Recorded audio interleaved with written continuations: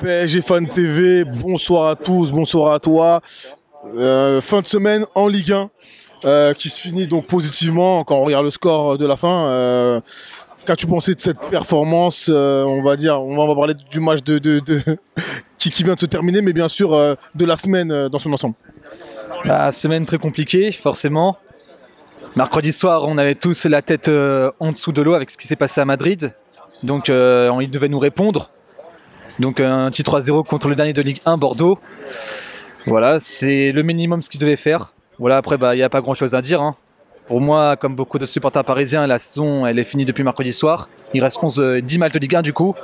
Pour moi, le dernier match en jeu qui reste, c'est le Classico contre l'OM au Parc le 17 avril.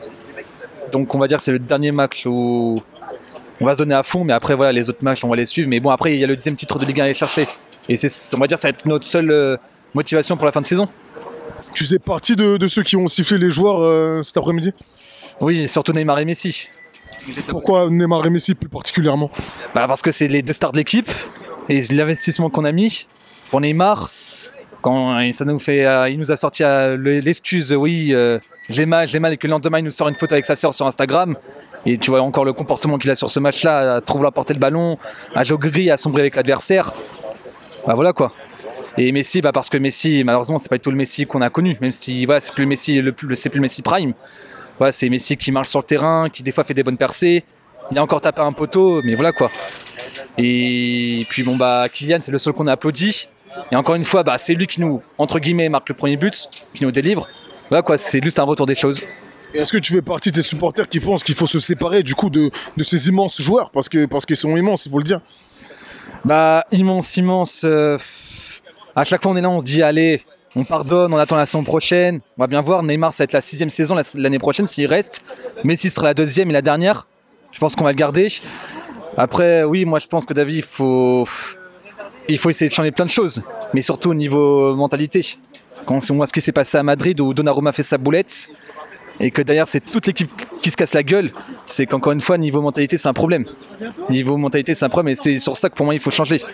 D'accord, mais tu n'es pas pour, c'est comme certains, changer le coach?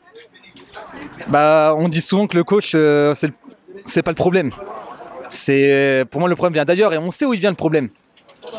Il vient d'où? C'est vient tout en haut. Leonardo, Nasser qui...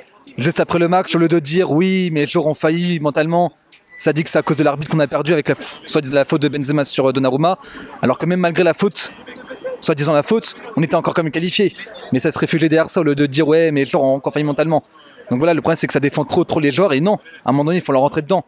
Et quand tu vois que Nasser, ça fait maintenant 10 ans qu'il est là et à chaque fois il fait copain avec les joueurs. C'est compliqué à un moment donné. Il faut changer malheureusement. Comme on dit, il faut essayer de tout casser pour repartir à zéro.